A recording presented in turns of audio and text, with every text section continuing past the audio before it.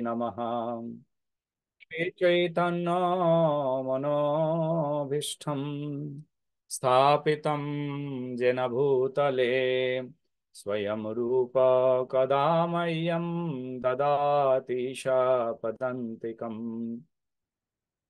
वन्देऽहं श्रीगुरो श्रीयुतपदकमलं श्रीगुरून् वैष्णवांश्च श्रीरूपामशग्रजातं सहगण रघुनाथार्नितं तं सजीवं सद्वैतं स्वावधूतं परिजनसहितं श्रीकृष्ण चैतन्य देवं श्रीराधा कृष्ण पादन् सहगना ललिता श्रीविशाखान्वितांश्च नमोऽयं विष्णुपादाय कृष्णपृष्ठाय भूतले श्रीमते भक्तिवेदान्त नमस्ते सरस्वती देवे गौरवाणी प्रचारिणे निर्विशेष शून्यवादी पाश्चात्यदेशतारिणे वंशाकल्पतरुभ्यश्च कृपसिन्धुभ्य एव च पतितानं पावनेभ्य वैष्णवेभ्य नमो नमः। जय श्री कृष्ण चैतन्य प्रभु नित्यानंद श्री अद्वैत गदाधर श्रीवासादि श्री गौरभक्त वृंद। हरे कृष्ण कृष्ण कृष्ण हरे हरे, हरे राम राम राम हरे हरे। मूकं करोति वाचालं पंगुलं लंघयते गिरिं यत्कृपातमहं वन्दे परमानन्दमाधवं। श्रीचैतन्येश्वरं श्रीगुरुदिनतारिणं परमानन्दमाधवं। हरे कृष्ण। তো এখানে বিশ্বজিৎ দেবনাথ এই যে প্রভু উনি হচ্ছেন ওই যে হবিগঞ্জ থেকে আমাদের নিত্যানন্দ প্রভুর ওখান থেকে ওই যে নিত্যানন্দ প্রভু শিক্ষা উনি বেরিয়ে গেছেন নাকি? হ্যাঁ, বিশ্বজিৎ দেবনাথ দেখতে পাচ্ছি তরফ না। থেকে চলে গেছেন। তো একটুখানি দেখিয়েছিলেন, একটু কয়েকটা মূর্তি দেখালেন, একটু করে ঢুকলেন। শোনা ওকে, যাচ্ছে আমার কথা? হরে কৃষ্ণ। আপনার কথা শোনা যাচ্ছে মাতা। ও আচ্ছা, মানে ওই বিশ্বজিৎ দেবনাথ ওই যে প্রভু আবার জয়েন করছেন। উনি হচ্ছেন হবিগঞ্জের যে মানে ওই যে প্রেসিডেন্ট প্রভুর মানে সেক্রেটারি উনি, মানে জয়েন করছেন ওই যে ওখানে গতদিন ক্লাস দিয়েছিলেন সোমবার দিন প্রভু। মানে ওকে, প্রভু তো ওনার অ্যাসিস্ট্যান্ট আর কি, উনি জয়েন করছেন। তার ওই যে মানে সচিমাতা মাতার মানে সচিমাতা ধাম যেটা। হ্যাঁ হ্যাঁ হ্যাঁ, মানে যেখানে নিত্যানন্দ প্রভু জয়েন মানে হ্যাঁ ভগবত ভক্তিতে যোগদান করেছিলেন। হ্যাঁ হ্যাঁ হ্যাঁ। সেখান তো ওই প্রভু মানে প্রভুকে পাঠ দিয়েছিলেন সোমবার দিন, মানে তাই নিত্যানন্দ প্রভু মানে বলেছিলেন যে পাঠ দেবেন, তাই দিয়েছিলেন। তো প্রভু আবার জয়েন করছেন। ও, হরে কৃষ্ণ বিশ্বজিৎ প্রভু। হরে কথা বলো না, কৃষ্ণ। কথা বলো না। হরে কৃষ্ণ প্রভু, আপনার কীর্তন কামনায় বৈষ্ণবীয় দণ্ডবত প্রণাম জ্ঞাপন করছি এবং এখানে সকল বৈষ্ণবীদের চরণ বৈষ্ণবীয় প্রণাম দণ্ডবত জ্ঞাপন করছি। তো আমি বাংলাদেশ হবিগঞ্জ জেলা বাহুবল থানা বরগাঁও শ্রী শ্রী সচিমাতা স্মৃতিতীর্থ আনন্দধাম থেকে আমি যুক্ত হয়েছি। তো আমাদের মাতাজি আমাকে কৃপা করে লিঙ্ক পাঠিয়েছেন, তো আমাকে সুযোগ করে দিয়েছেন যে আমি আমার অত্যন্ত সৌভাগ্য আজ সেই ক্লাসে যুক্ত হতে পেরেছি। তো আজকে আমরা সবাই শ্রবণ করব মনোরাম কৃষ্ণ দাসপুর শ্রীমুখ থেকে ভাগবত কৃষ্ণ কথা। হরে কৃষ্ণ। তো প্রভু আমাদের কাছকে সবাইকে কি আশীর্বাদ করবেন, তো আমরা সেই প্রভুর অপেক্ষায় আছি। হরে কৃষ্ণ। হরি বল হরি বল, প্রভু ধন্যবাদ প্রভু। আপনার মাথাটা একটু অ্যাডজাস্ট করে, একটু ক্যামেরাটা একটু নিচে করে, আমরা হ্যাঁ, মাথা কপাল কপালটা। একটু নিচে। ওকে, থ্যাংক ইউ। ওকে, তো আজকে আমরা যেহেতু আমরা সবাই আহ, আজকে যে ক্লাসের আলোচনা সেটি অলমোস্ট কম বেশি সবাই আমরা জানি, শুনি সব সময়, পড়িও কখনো কখনো। যেহেতু জগন্নাথ রথযাত্রা আসছে 7 তারিখে, বাংলাদেশে 7 তারিখ না 8 তারিখ? 7 তারিখ। 7 তারিখ। 7 তারিখ। 7 তারিখে হবে বাংলাদেশেও। তো তার আগে গুন্ডিচা মার্জন রয়েছে। তো আজকে আমরা চৈতন্য চৈতামৃতের মধ্যলীলার গুন্ডিচা মার্জনের যে চ্যাপ্টারটি রয়েছে সেখান থেকে আমরা অধ্যয়ন করব।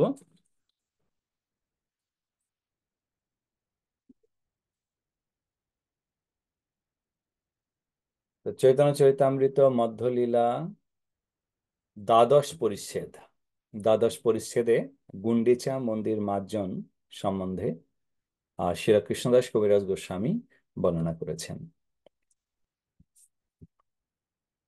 শ্রীগুণ্ডিচা মন্দিরম আত্মনবৃন্दै সংমার্জনম শলনতঃ সগৌরম সচিত্বা সীতামঞ্জলঞ্চ কৃষ্ণ পবৌশিকম চকার। শ্রী চৈতন্য মহাপ্রভু তার অন্তরঙ্গ ভক্ত নিয়ে শ্রী গুন্ডিচা মন্দির সংমার্জন ও প্রক্ষালন করে পরিষ্কার করেছিলেন এবং সেই মন্দিরকে তার হৃদয়ের মতো শীতল ও উজ্জ্বল করে শ্রীকৃষ্ণের উপবেশন যোগ্য করেছিলেন। জয় জয় গৌরচন্দ্র জয় নিত্যানন্দ, জয় দ্বৈত চন্দ্র জয় গৌরভক্ত বৃন্দ, জয় জয় শ্রীবাসাদি গৌরভক্ত বৃন্দ, শক্তি দেহ করি যেন চৈতন্য বর্ণনাম। শ্রী চৈতন্য মহাপ্রভু, শ্রীমান নিত্যানন্দ প্রভু, শ্রী অদ্বৈত আচার্য প্রভু এবং শ্রী চৈতন্য মহাপ্রভুর সমস্ত ভক্তদের জয় হোক। শ্রী চৈতন্য মহাপ্রভুর সমস্ত ভক্তবৃন্দের জয় হোক এবং আমি তাদের কাছে প্রার্থনা করি যে তারা যেন আমাকে শক্তি প্রদান করেন, আমি চৈতন্য মহাপ্রভুর চৈতন্য চরিতামৃত বর্ণনা করতে পারি। এটি গ্রন্থাকার সমস্ত বৈষ্ণব ভক্ত এবং চৈতন্য মহাপ্রভুর শ্রীচরণে প্রার্থনা করছেন। শিলা কৃষ্ণদাস কবিরাজ গোস্বামী। পূর্বে দক্ষিণ হইতে যাবে প্রভু আইলাম, তারে মিলিতে গজপতি উৎকণ্ঠিত হইলাম। দক্ষিণ ভারত, পূর্বে দক্ষিণ ভারত ভ্রমণ করে শ্রী চৈতন্য মহাপ্রভু যখন জগন্নাথ পুরীতে ফিরে এসেছিলেন, তখন উড়িষ্যার রাজা প্রতাপরুদ্র তার সঙ্গে সাক্ষাৎ করতে অত্যন্ত উৎকণ্ঠিত হয়েছিলেন। কটক হইতে পত্রে দিল সার্বভৌম ঠাই, প্রভুর আজ্ঞা হয় যদি দেখিবারে যায়। মহারাজ প্রতাপরুদ্র তার রাজধানী কটক থেকে সার্বভৌম ভট্টাচার্যকে একটি চিঠি পাঠালেন। তিনি জানালেন যে যদি চৈতন্য মহাপ্রভুর আদেশ প্রদান করেন তাহলে আমি তার শ্রীচরণ দর্শন করতে আসতে চাই। আমরা জানি যে শিষ্টাচার কাকে বলে। প্রতাপরুদ্রের এই ব্যবহারে সব থেকে বড় যে জিনিসটি কিন্তু আমরা শিক্ষা পাই সেটা হচ্ছে শিষ্টাচার। একজন রাজার এখতিয়ারের মধ্যেই থাকে যে তিনি কার সঙ্গে দেখা করবেন কার সঙ্গে করবেন না। কেউ তাকে বলতে পারবেন না যে না আমি তার সঙ্গে দেখা করব না। তিনি রাজা, আর তার রাজ্যে যদি আপনি বসবাস করেন তাহলে পরে বাই ডিফল্ট রাজার অধিকার রয়েছে তার সঙ্গে সাক্ষাৎ করার, নইলে তাকে ডেকে নেওয়া, তাকে ডেকে নেওয়া, তার সঙ্গে কথা বলা, এগুলো কিন্তু সম্পূর্ণরূপে রাজার অধিকার ভুক্তের মধ্যে পড়ে। কিন্তু আমরা দেখতে পাচ্ছি যে প্রতাপরুদ্র তিনি কিন্তু তার অধিকার এখানে বলেননি যে আমার অধিকার রয়েছে, আমার রাজ্যে যারা থাকবে তাদের যে কারোর সঙ্গে আমি সাক্ষাৎ করতে চাই আমি সেই অধিকার বলে সাক্ষাৎ করব। তিনি কি করলেন? তিনি পারমিশন নিলেন। আমার একটা কথা মনে পড়ে, আমাদের ইস্কনের বেশ কিছু গুরু আহ, রয়েছেন এবং দুটো ইনসিডেন্ট আমার মনে পড়ছে। প্রথম ইনসিডেন্ট আমি শ্রী শ্রীমৎ গোপাল কৃষ্ণ গোস্বামী গুরু মহারাজের নিয়ে একটি কথা বলবো।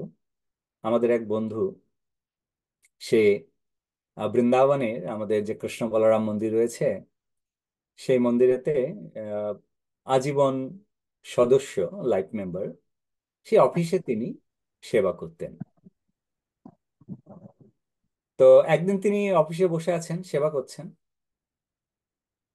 তো বাইরের থেকে কেউ দরজা নক করছে। তো উনি কাজ করে যাচ্ছেন। তো উনি কোনো ইয়ে করেননি আর কি। তো বাইরে থেকে দরজা নক করে কোনো সাউন্ড না আসতে বলছে যে আমি কি ভেতরে আসতে পারি? তো উনি মাথা নিচু করে কাজ করছেন, হ্যাঁ হ্যাঁ আসুন আসুন। এখন দরজা খুলে ভেতরে গিয়েছেন একজন তার সেবক সহ। কে?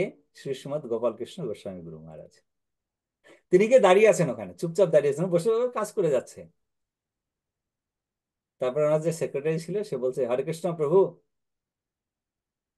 এখন প্রভু দেখছে সাউন্ডটা কাছাকাছি থেকে আসছে, মাথাটা উঁচু করে শক খেয়ে গেছে। মহারাজ মানে ওখান থেকে উঠে দণ্ডবাদ করে, মহারাজ আরে, আরে, আরে, বসো বসো বসো বসো, তুমি কাজ করছো করো। বলছে যে तुमको पता है तुम जहां पे बैठे हो इस स्थान की महिमा? তোমরা জানো তুমি যে স্থানে বসে আছো এই নিয়ে স্থানের গুরুত্ব, যাও। এটির গুরুত্ব কি? তো আ- আমার সেই বন্ধু বলছে যে হ্যাঁ ওটা একটা অফিস, সে তো অফিসে কাজ করে। তো বলছে না গুরু মহারাজ আমি জানি না। বলছে যে तुम जहाँ बैठे हो इसी रूम पे ये पास वाले जो गद्दा है ना इसमें शिला प्रभुपाद जी बैठते थे। यहाँ पे प्रभुपाद जी बैठ के भक्त से मुलाकात करते थे। प्रभुपाद जी यहाँ बैठ के बहुत सारी किताबों की अनुवाद किए हैं। सब बहुत भाग्यशाली हो जो यहाँ पे विराजमान हो और सेवा कर रहे हो प्रभुपाद की, बहुत अच्छा है। लेकिन ये सब सामान प्रभुपाद बैठे हैं तब समझ लो, इसे ध्यान से आप इस्तेमाल कीजिएगा। তো বাংলা অর্থ হচ্ছে এই যে আপনারা বুঝতেই পেরে গেছেন সবাই, বর্তমান দিনেতে হিন্দি আহ জানি। তো তিনি বলছিলেন যে তো তুমি যে এখানে পুরাটা বসে বুঝতে পারিনি, আপনি বলুন। হ্যাঁ আমি বাংলায় বলে ভালো দিতাম লাগছে। যে তাকে জিজ্ঞাসা করলেন যে তুমি যে স্থানে বসে আছো তুমি জানো এই স্থানের গুরুত্ব কি? আর তোমার পাশে যে একটা গদি রয়েছে, তো সেই গদিটার গুরুত্বটা কি? তো তিনি বলছেন না। তখন বলছে যে শিল প্রভুপাদ এইখানে এই গদিতে বসে তিনি গ্রন্থ অনুবাদ করতেন। এই গদিতে বসে শিল প্রভুপাদ ভক্তদেরকে দর্শন দিতেন এই রুমে। তো তুমি খুব সৌভাগ্যবান যে তুমি এখানে বসে সেবা করছো। তবে খুব সাবধানতা অবলম্বন করে সেবা করবে। এবং প্রভুপাদ এই স্থানে বসেছিলেন মানে প্রভুপাদ কিন্তু এখনো আছেন এখানে। তুমি প্রভুপাদের সঙ্গ পাচ্ছ। তো এই স্থানকে খুব সুন্দরভাবে সাজিয়ে গুছিয়ে রাখবে যেন প্রভুপাদ খুশি হয়। তো এখান থেকে আমরা বুঝতে পারি যে তখন কিন্তু ছিল গোপালকৃষ্ণ গোস্বামী গুরু মহারাজ হচ্ছেন বৃন্দাবন মন্দিরের জিবিসি, এবং তিনি হচ্ছেন ওখানকার গুরু, এবং প্রভুপাদের সব থেকে বড় একজন সেনাপতি। এবং আমাদের যে যে গ্রন্থ, প্রভুপাদের যে গ্রন্থ, এই গ্রন্থের আহ, যে কার্যক্রম সেটি কিন্তু তিনি সব থেকে বেশি করে প্রচারের ভার তিনি নিয়েছিলেন সারা পৃথিবীতে। তো এই জায়গাটায় দেখুন একজন গুরু, জিবিসি মানে সেই মন্দিরের অধিকর্তা হচ্ছেন তিনি, মন্দিরের মালিক তিনি। তাকে ঘরের মধ্যে ঢুকতে গিয়ে কি নকের প্রয়োজন ছিল? ছিল না। পারমিশন নেওয়ার প্রয়োজন ছিল? ছিল না। কিন্তু এখান থেকে আমরা কি শিক্ষা পাই? এখান থেকে আমরা শিক্ষা পাই যে যে যে সেবাতে আছেন, সে ছোট্ট সেবা করছে, তার সেই সেবাকে মূল্যায়ন করে সেই সেবাকে গুরুত্ব দিয়ে তাকে তার কাছ থেকে পারমিশনে তার ভেতরে প্রবেশ করা, এটা হচ্ছে শিষ্টাচার, বৈষ্ণবের শিষ্টাচার। যেমন আমরা একে অপরকে যখন দর্শন করি বা দেখা হয়, আমি যদি কোনো বৈষ্ণবকে দেখে তাকে যদি আপনি হরে কৃষ্ণ না বলে ক্রস করেন, অর্থাৎ সংবোধন সূচক শব্দ, আপনি হরে কৃষ্ণ বললেন না, প্রণাম প্রভু, তো এই সম্বোধন সূচক বাক্য যদি আপনি প্রয়োগ না করে চলে যান, এটি হচ্ছে একটি অপরাধ, শিষ্টাচার বিরুদ্ধ। কেননা শিষ্টাচারেতে দেখায় একে অপরের সঙ্গে আদান প্রদান করা, সম্মান আদান প্রদান করা। আমি যদি কাউকে সম্মান প্রদান করি, তবে কিন্তু তিনি আপনাকে সম্মান দেবেন।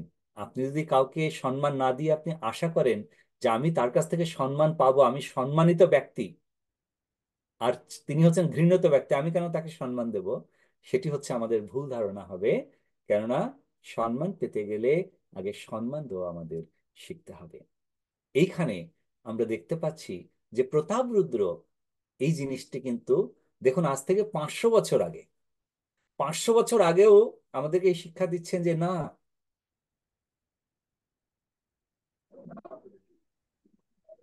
একে অপরকে সম্মান প্রদর্শন করা, এটি হচ্ছে আমাদের শিষ্টাচার। আর তার জন্যই রাজা কিন্তু পত্র পাঠালেন সার্বভৌম ভট্টাচার্যের কাছে। তিনি পত্র পাঠাতে পারতেন একদম সোজাসুজি মহাপ্রভু সার্ভেন্টের কাছে, কিন্তু নইলে মহাপ্রভুর কাছে ডাইরেক্ট, আমি রাজা এখানকার, আমি আসতে চাই। তারা করেননি, তারা ছিলেন প্রকৃত রাজা। সার্বভৌম ভট্টাচার্য এখন কি বলছেন? সার্বভৌম ভট্টাচার্য তাকে পুনরায় তার যে পত্র তিনি প্রাপ্ত হয়েছিলেন, সেই পত্রের প্রতি উত্তর প্রদান করছেন। ভট্টাচার্য লিখিল, প্রভুর আজ্ঞা না হইল, পুনরপি রাজা তারে পত্রে পাঠাইল। প্রথম পত্রের জবাবে তিনি পাঠালেন, রিপ্লাই করলেন, উত্তর দিলেন যে আমি মহাপ্রভুর কাছে আবেদন করেছিলাম যে তিনি যেন আপনাকে দর্শন প্রদান করেন, কিন্তু মহাপ্রভুর আজ্ঞা হয়নি, এবার আপনি তাকে দর্শন পাবেন না। এই কথাটি জানার পরে প্রতাপরুদ্র তিনি বলতে পারতেন, আচ্ছা, এত বড় সাহস আমার রাজ্যে থেকে আমাকে না করা, বাই ফোর্স, বাই ফোর্স তিনি সেটি করতে পারেন। কিন্তু না, তিনি বাই ফোর্স কোনো কিছু করছেন না। তিনি আরেকটি পত্র পাঠালেন। কি পত্র পাঠালেন? প্রভুর নিকটে আছে যত ভক্তগণ, মোর লাগি তা সবারে করিহ নিবেদন। সেসব দয়ালু মোরে হইয়া সদয়, মোর লাগি প্রভু পদে করিবে বিনয়। তা সবার প্রসাদে মিলে শ্রী প্রভুর পাই, প্রভু কৃপা বিনা মোর রাজ্য নাহি ভাই। তিনি বললেন যে পরমেশ্বর ভগবান তিনি আমাকে দর্শন প্রদান করবেন না বলেছেন। আমরা জানি যে ভগবান তিনি তার ভক্তের জন্য ভগবান প্রতিজ্ঞা ভঙ্গ করেন। তো এখানে যদি ভগবান প্রতিজ্ঞা করে থাকেন যে তিনি সবাইকে উদ্ধার করবেন শুধু আমাকে ছেড়ে দিয়ে, তাহলে আমি কি করব? আমি ভক্তদের শরণাগত। ভক্তদের শরণাগত বলতে মহাপ্রভুর যে ভক্তগণ, তারা যদি মহাপ্রভুর কাছে প্রার্থনা করেন, তাহলে মহাপ্রভু নিশ্চয়ই তাদের কথা ফেলতে পারবেন। এখান থেকেও দেখুন আমরা কিন্তু আরেকটি শিক্ষা প্রাপ্ত হই। সেই শিক্ষাটি হচ্ছে কি, যে কখনো কখনো যদি আমরা ভাবি যে ডাইরেক্ট কৃপা আমরা প্রাপ্ত হওয়ার যোগ্য নই বা পাচ্ছি না, আমরা তখন কি করি? আমরা তখন সাধারণত ভাবে ভক্ত মানে তার পাশাপাশি যে সমস্ত ভক্তরা থাকে তাদের শরণাগত হই, তাদের কৃপাতে আমরা কিন্তু কৃপা প্রাপ্ত হই। এটি আপনারা সকলেই নিশ্চয়ই আহ, কম বেশি প্রমাণ পেয়েছেন। আর আপনাদের কৃপায় আমি অনেক প্রমাণ পেয়েছি।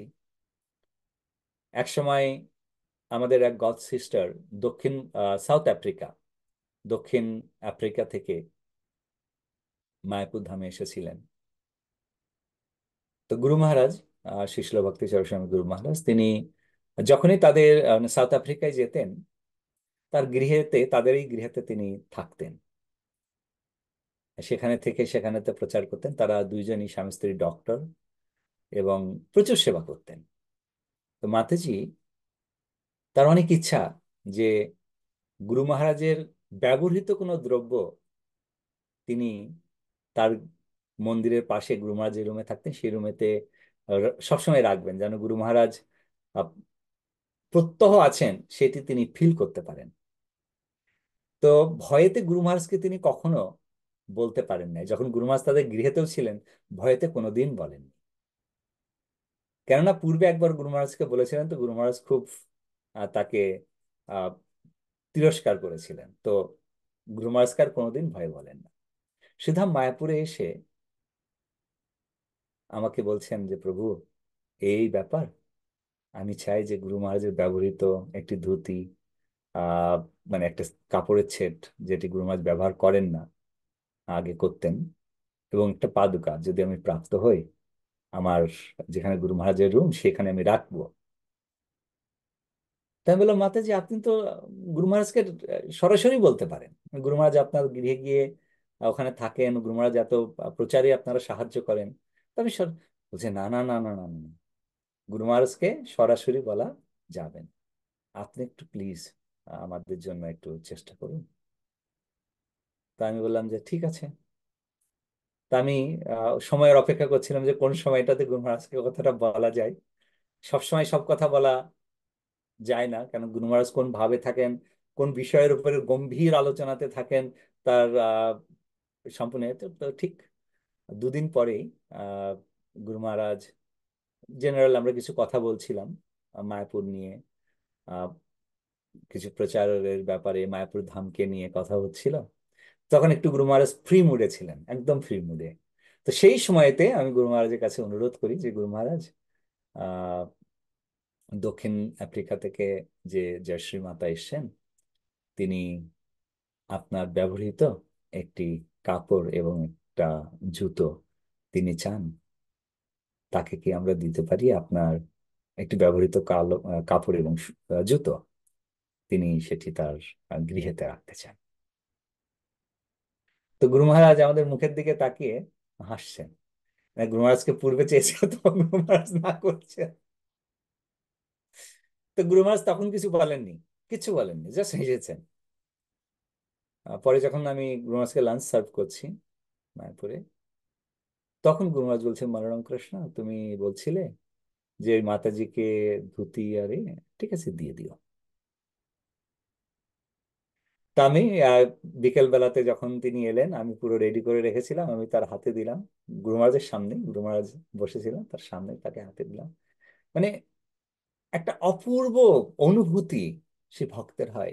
তো আমরা জানি যে ডাইরেক্ট গুরু মহারাজের কাছে কথা বললে পরে সেটি কতটা গ্রহণীয় হবে, তার থেকে বেশি তার পাশাপাশি যারা ভক্ত থাকে তাদের মাধ্যমে যদি বলা হয়, সেটি বেশি ফলদায়ক হয়ে থাকে।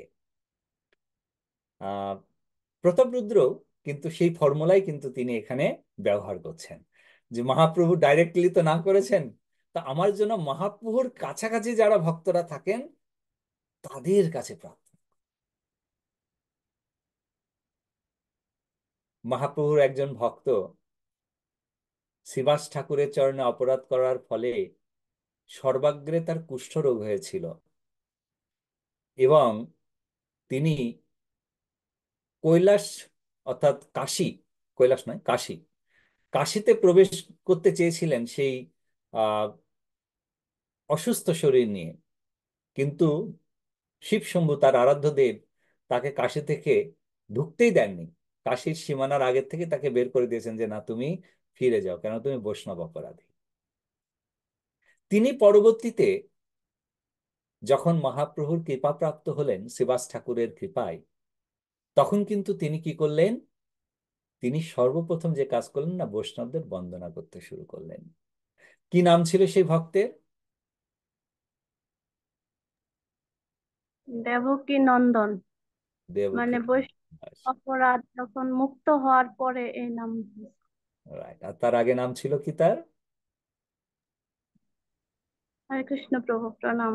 সম্ভবত গোপাল সাঁওতাল। রাইট, গোপাল চাপাল তার পূর্বের নাম ছিল। ধন্যবাদ। এখন রাজা বলছেন যে ভক্তদের কাছে তো অনুরোধ করুন, এবং সেই সঙ্গে সঙ্গে প্রভুর যদি কৃপা আমি না পাই, তাহলে এই রাজ্য পরিচালনা করে আমার কোনো আনন্দ নেই। যদি মোরে কৃপা না করিবে গৌর হরি, রাজ্য ছাড়ি যোগী হইব ভিখারি। যদি চৈতন্য মহাপ্রভু আমায় কৃপা না করেন, তাহলে পরে আমি রাজ্য ছেড়ে কর্ণে কুণ্ডল দিয়ে আমি ভিখারি হয়ে যাব। সেটি কিন্তু চৈতন্য মহাপ্রভুকে লিখলেন ভট্টাচার্যের কাছে। ভট্টাচার্য পত্রে দেখি চিন্তিত হইয়া, ভক্ত গণপাশে গেলা সেই পত্রী লইয়া। সবারে মিলিয়া কহিল রাজবিবরণ, পিছে সেই পত্রী সবারে করাইল দর্শন। পত্রী দেখি সবার মনে হইল বিস্ময়, প্রভু পদে গজপতির এত ভক্তি হয়। যখন ভট্টাচার্য, সার্বভৌম ভট্টাচার্য সেই পত্র পেলেন, অর্থাৎ এই যে রাজার যে পত্র, যদি চৈতন্য মহাপ্রভু আমাকে কৃপা না করেন, তাহলে পরে আমি রাজ্য ছেড়ে যোগী হয়ে ভিখারি হয়ে যাব, এই কথা শোনার পরে কিন্তু ভট্টাচার্য তিনি কি করলেন? তিনি সমস্ত ভক্তদেরকে ডাকলেন, এবং সমস্ত ভক্তদেরকে ডেকে সকলকে রাজার যে পত্র, সেই পত্রের মেথড, অর্থাৎ যেটা লিখেছেন পত্রে, সেটি সকলকে তিনি জানান। এবং তারপরে সবাই যেন এটা না ভাবেন যে ভট্টাচার্য রাজাকে মহাপুরুষ সঙ্গে সাক্ষাৎ করানোর জন্য বাড়িয়ে বানিয়ে কিছু বলছে, তার জন্য রাজার যে পত্র, সেই পত্রটি তিনি সেখানে উপস্থাপন করলেন, যে এই হচ্ছে রাজপত্র যেটি তিনি পাঠিয়েছেন। যদি মহাপ্রভু তাকে কৃপা না করেন, তাহলে তিনি ভিখারি হয়ে যাবেন, যোগী হয়ে ভিখারি হবেন। এবং চৈতন্য মহাপ্রভুর চরণে তার যে এত গাঢ় ভক্তি, সেই গাঢ় ভক্তি দর্শন করে সকলে খুব চিন্তিত হলেন। কেন চিন্তিত হলেন? কেননা তিনি জগন্নাথকে এত ভালো করে সেবা করছেন, জগন্নাথের সেই ধামকে এত সুন্দরভাবে তিনি পরিচালনা করছেন। এরূপ এক মহান ভক্ত যদি মহাপ্রভুর কৃপা থেকে বঞ্চিত হন, তাহলে পরে আমরা জানি যে এটা স্বাভাবিক, ভক্তরা একটু চিন্তিত তো হবেনই এরূপ মহান ভক্তের জন্য। পত্রী দেখি সবার মনে হইল বিস্মিত, প্রভুপদে গজপতির এত বিস্ময়, প্রভুপদে গজপতির এত ভক্তি হয়।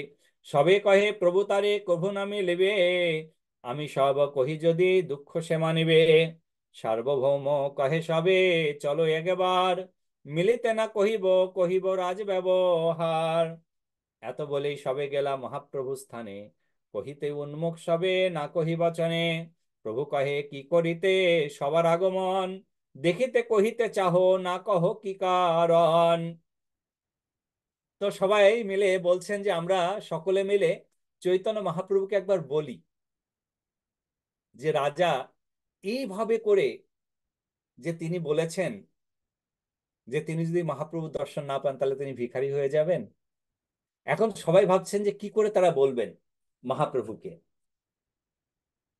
যদি মহাপ্রভু, আর এর আগে মহাপ্রভু ওয়ার্নিং দিয়েছেন, যে তোমরা যদি একবার বলো আমি কিন্তু এই জগন্নাথপুরী ছেড়ে চলে যাব, এখন কি করে বলা যাবে? তাই তারা বলছেন যে আমরা তার সম্বন্ধে বলবো না।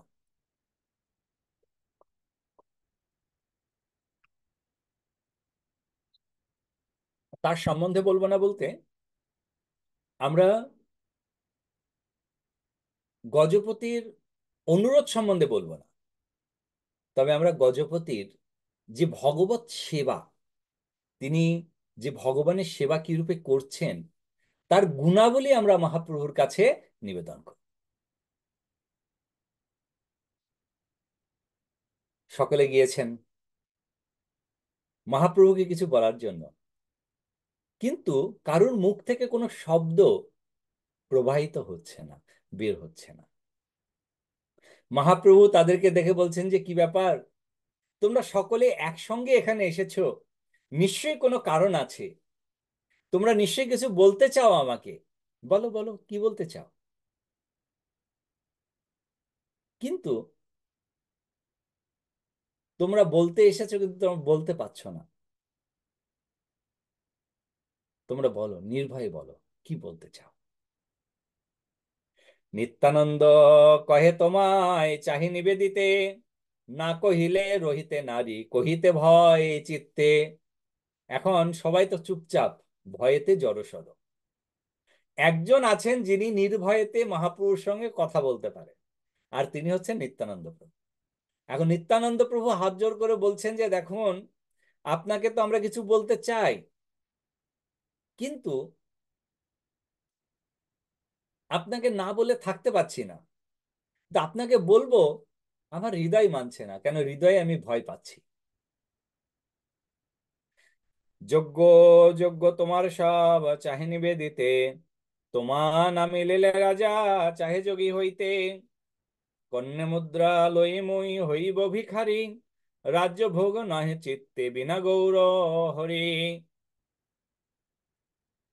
দেখিব সে মুখচন্দ্র নয়ন ভরিয়া, ধরিব সে পাদপদ্ম হৃদয়ে তুলিয়া। তখন নিত্যানন্দবাবু বলছেন যে আমি জানি না যে তোমাকে এটি আমার বলা উচিত কি উচিত নয়, কিন্তু আমাকে তো বলতেই হবে। আমাকে বলতেই হবে। কি বলতে হবে? না, প্রতাপরুদ্র আমাদেরকে পত্র পাঠিয়েছেন যে যদি প্রতাপরুদ্র আপনাকে সাক্ষাৎ করতে না পারেন, আপনার সেবা করতে সে না পারে, তাহলে সে কর্ণে মুদ্রা ধারণ করে যোগী হয়ে যাবে। তার রাজ্যের পরিপালনাতে কোনো প্রকারের হেলদোল নেই, কেন তার একটাই লক্ষ্য। তার একটাই লক্ষ্য কি? সে লক্ষ্যটি কি, কে বলবেন? মহাপ্রভু চৈতন্য মহাপ্রভু তার একটাই লক্ষ্য, চৈতন্য মহাপ্রভুর কৃপা প্রাপ্ত হওয়া। ধন্যবাদ। যদ্যপি শুনিয়া প্রভুর কোমল হয় মন, তথাপি বাহিরে কহে নিষ্ঠুর বচন। তোমা সবার ইচ্ছায়ে আমারে লইয়া, রাজাকে মিলিহ ইহা কটকেতে গিয়া। চৈতন্য মহাপ্রভু যদিও কমল হয়েছিলেন, তবুও বাইরে তিনি নিষ্ঠুর ভাব দেখিয়েছিলেন। আমি বুঝতে পারছি তোমাদের সকলের ইচ্ছা যে আমাকে কটকে নিয়ে গিয়ে রাজার সঙ্গে সাক্ষাৎ করা। এটা তোমরা চাইছো, তাই না?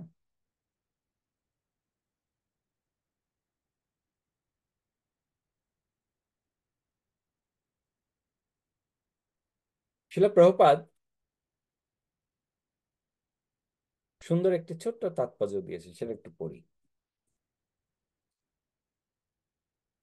চৈতন্য মহাপ্রভু, আমরা জানি যে ভগবান কৃষ্ণ, আমি তাৎপর্যটা পুরো পড়ছি না, জাস্ট তাৎপর্য থেকে দু একটা পয়েন্ট আলোচনা করছি। ভগবান কৃষ্ণকে যখন ভারী রাষ্ট্রীয় যজ্ঞের সময় একজন ভগবান কৃষ্ণকে অপমান করেছিলেন, ভগবান তার মাকে আশীর্বাদ দিয়েছিলেন যে তোমার ছেলের 100 অপরাধ মাফ করে দেবো আমি।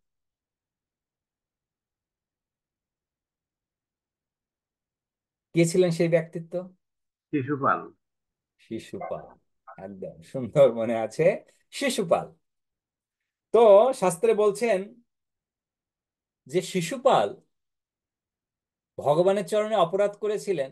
বলরাম তো একদম মানে কিছু সময় পরে, আধা ঘন্টা পরে বলরাম আর থাকতে পারছে না, যে মানে সে ভগবানকে এইরকম করে নরাধম বিভিন্ন গালিগালাজ করছেন। এখানে আমাদের বৈষ্ণব আচার্যগণ টিকা করেছেন যে শিশুপাল অ্যাকচুয়ালি সে ভগবানকে গালি দেননি, একটাও গালি দেন। ভগবানকে কিন্তু সে প্রার্থনা করেছে, ভগবানকে সে প্রার্থনা করেছে নরাধম। অর্থাৎ তিনি এই যে নর মনুষ্য, তাদের উত্তম ব্যক্তিত্ব, অর্থাৎ তাদের সেবিত শিবিগ্রহ ভগবান কৃষ্ণ, তিনি হচ্ছেন নরাধম। তো এইভাবে করে প্রত্যেকটি শব্দের ব্যাখ্যা তিনি দিয়েছেন। তো এখানে চৈতন্য মহাপ্রভু তাদেরকে বলছেন যে এই যে রাজার কথা শুনে যে তিনি মহাপ্রভু দর্শন না পেলে ভিখারি হয়ে যাবেন, রাজ্য ভোগে তার কোনো প্রকারের বাসনা নেই, কোনো প্রকারের ইচ্ছা নেই। তো সেই সময় মহাপ্রভু যদিও এই কথা শ্রবণ করে তিনি খুবই আনন্দিত হয়েছিলেন, Excuse me. কিন্তু মহাপ্রভু তাকে বলছিলেন, এই রূপে তিনি মহারাজকে দেখার জন্য কটকে যেতেও প্রস্তুত ছিলেন, তাই তিনি মহারাজকে কটক থেকে জগন্নাথ পুরীতে তাকে দেখতে আসার কথা বিবেচনা পর্যন্ত করেননি। শ্রী চৈতন্য মহাপ্রভু এত কৃপাময় ছিলেন যে তিনি রাজাকে দেখতে যাওয়ার জন্য কটক যেতে প্রস্তুত ছিলেন। তার এই মনোভাবের বিশেষ বৈশিষ্ট্যপূর্ণ। স্বাভাবিকভাবে রাজা চাননি যে চৈতন্য মহাপ্রভু তার সঙ্গে সাক্ষাৎ করার জন্য কটকে আসুক, কিন্তু কঠোরতা প্রদর্শন করে চৈতন্য মহাপ্রভু ইঙ্গিত দিয়েছেন যে সমস্ত ভক্ত যদি চান তাহলে তিনি রাজার সঙ্গে সাক্ষাৎ করার জন্য কটকেও যাবেন। তো চৈতন্য মহাপ্রভু বলছেন যে তুমি চাও যে আমি কটকে গিয়ে রাজার সঙ্গে সাক্ষাৎ করি? পরমার্থ থাকুক লোকে করিবে নিন্দন, লোকে রহু দামোদর করিবে ভৎসন। তোমার সবার আজ্ঞায় আমি নামিলি রাজারে, দামোদর কহে যাবে মিলি তবে তারে। আমার পরমার্থ সাধনের কথা থাক, লোকে আমায় নিন্দা করবে। আর লোকের কথা কেন, দামোদর আমাকে ভৎসনা করবে, দামোদর পণ্ডিত ভৎসনা করবে। তোমাদের সকলের অনুরোধ সত্ত্বেও আমি রাজার সঙ্গে সাক্ষাৎ করব না, সরি, তোমাদের সকলের অনুরোধ সত্ত্বেও আমি রাজার সঙ্গে সাক্ষাৎ করব না, তবে দামোদর যদি বলে তাহলে আমি তার সঙ্গে সাক্ষাৎ করতে পারি। চৈতন্য মহাপ্রভু সবসময় তিনি কি করতেন না, তার যে ভক্ত, হুম, তাকেও তিনি সবসময় ভক্তদেরকে একদম উপরে রেতে রাখতেন। তো দামোদর তাকে কিন্তু জগন্নাথ পুরীতে মহাপ্রভু একদম উপরের সারিতে রেখেছিলেন। আর মহাপ্রভুকে তিনি উপর থেকে বলতেন যে সন্ন্যাসের ধর্ম কি, কি কি করতে হবে, কি কি করতে হবে না, এই সমস্ত কিছু মহাপ্রভুকে বলতেন। তাই বলছে যে আমি রাজদর্শন যদি করি, লোকে তো নিন্দা করবে। লোকে নিন্দার সঙ্গে সঙ্গে লোকে তো দূরে থাক, আমাদের সঙ্গে আছে দামোদর, সে আমাকে সব থেকে বড় নিন্দা করবে। আমি তো চাই গিয়ে গিয়ে রাজাকে দর্শন দিয়ে আসি, তাকে উদ্ধার করে আসি। কিন্তু দামোদর যদি আমাকে বলেন যে হ্যাঁ আপনি যেতে পারেন, যদি দামোদর আমাকে ছাড়পত্র দেন, তবেই আমি যাব। দামোদর কহে তুমি স্বতন্ত্র ঈশ্বর, কর্তব্য কর্তব্য সব তোমারও গোচর। আমি কেন ক্ষুদ্র জীব তোমারে বিধি দিব, আপনি মিলিবে তারে তাহাও দেখিব। দামোদর বলছেন যে হে ভগবান, হে পরম পুরুষোত্তম, আপনি স্বতন্ত্র ঈশ্বর, তাই কি করা উচিত কি করা উচিত নয় সেটা আপনি খুব ভালোভাবেই জানেন। আর আমি জানি আপনি সেটি জানেন খুব ভালোভাবে, কেননা আমি এক নগণ্য জীব। আমি তোমার নির্দেশে, তোমার নির্দেশ দেওয়ার কোনো যোগ্যতা আমার রয়েছে? তোমাকে নির্দেশ দেওয়ার কোনো যোগ্যতা কি আমার রয়েছে? কে বলছেন? দামোদর পণ্ডিত। তোমার নিজের ইচ্ছাতেই তুমি রাজার সঙ্গে মিলিত হবে, তা আমি শুধু দেখব। অর্থাৎ যে তুমি আজকে বলছো,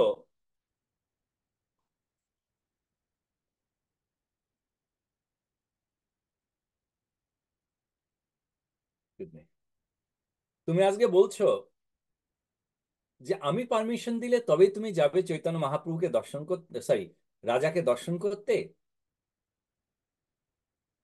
একদিন আমি দেখব যে আমার পারমিশন নেই, তুমি কৃপা করে তাকে দর্শন দিচ্ছ। তুমি কৃপাময়, স্বতন্ত্র ঈশ্বর তুমি। রাজা তোমারে স্নেহ করে, তুমি স্নেহবশ, তার স্নেহ করাবে তার তোমারও পরশ। রাজা তোমাকে অত্যন্ত স্নেহ করেন আর তুমি স্নেহের বশ, অতএব তার স্নেহেই তাকে তোমার শ্রীপাদ পদ্মের স্পর্শ দান করবে।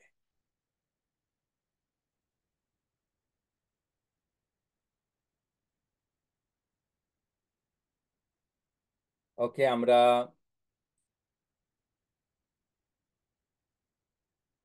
আমরা ডাইরেক্ট মার্জনের দিকে চলে যাই।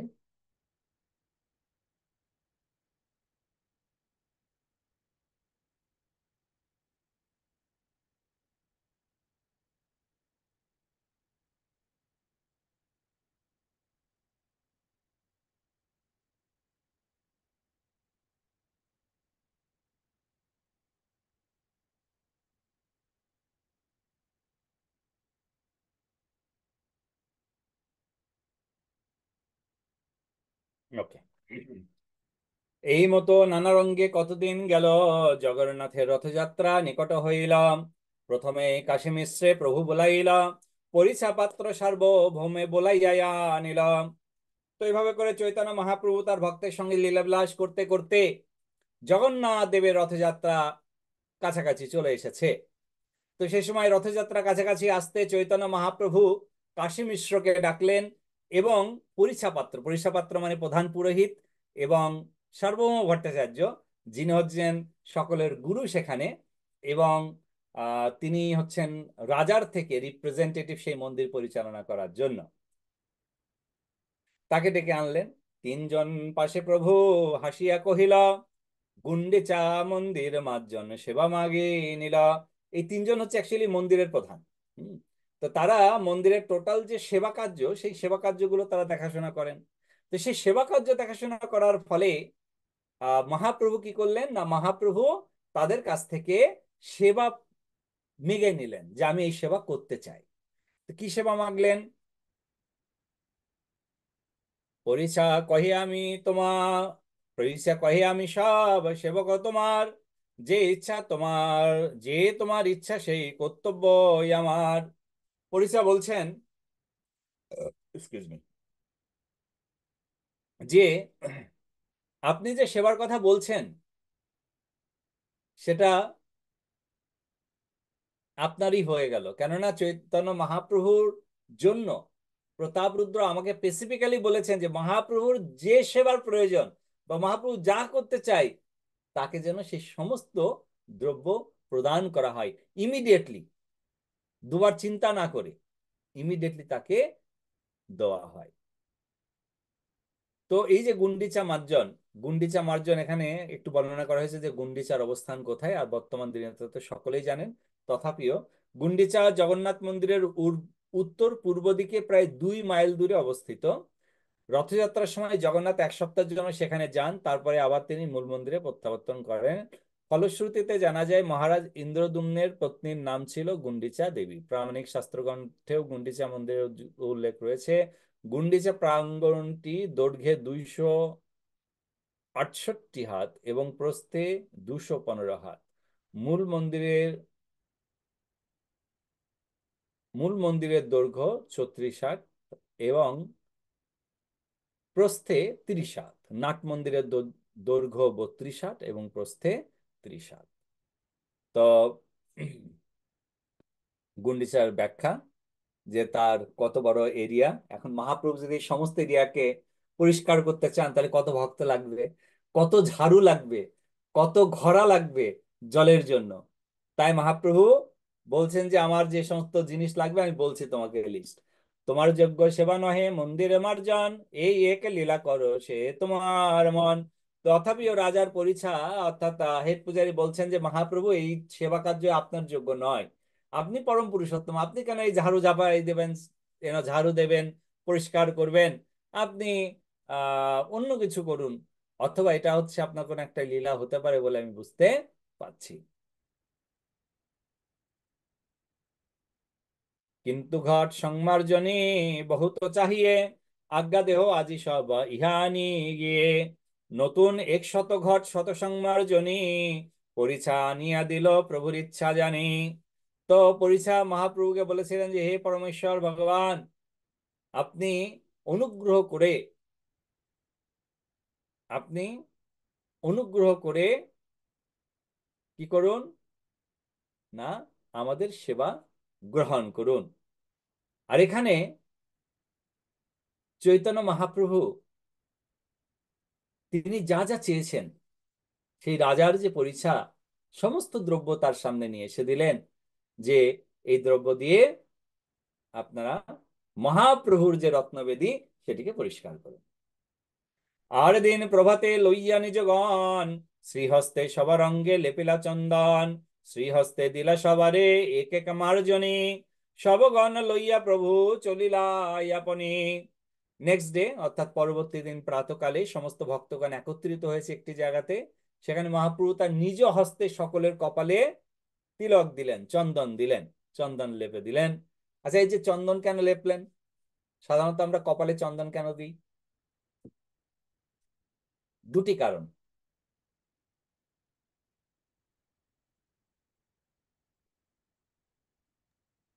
হরে কৃষ্ণ প্রভু, দণ্ডবত প্রণাম। প্রণাম মাতা। আমি একটু আমার অনুভূতিটা বলি বলুন। যে মাধবেন্দ্র পুরীপাদের গোপালের আজ্ঞার জন্য মাধবেন্দ্র পুরীপাদ গোপালকে চন্দন করিয়েছিলেন যে ঠান্ডা হওয়ার জন্য। তো একটা কারণ হয়তো ঠান্ডা হওয়ার জন্য, শরীর শীতল হওয়ার জন্য, আরেকটা রূপচর্চার জন্য মেয়েরা ব্যবহার করে থাকে। আরেকটা কিসের জন্য? রূপচর্চা, রূপচর্চা। ত্বকের ওকে, আচ্ছা আচ্ছা, রূপচর্চার জন্য। ওকে, এই দুটা কারণ। এই দুটো কারণ। এই দুটো কারণ। আর আরো দু একজন।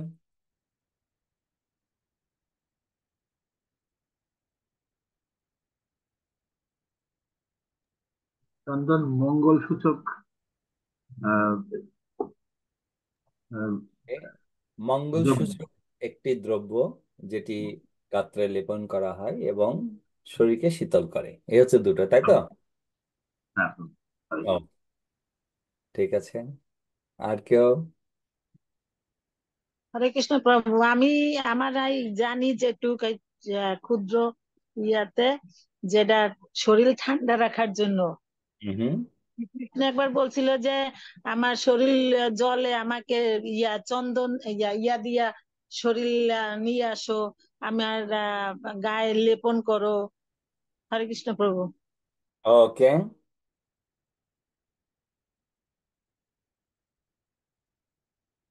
হরে কৃষ্ণ প্রভু, প্রণাম।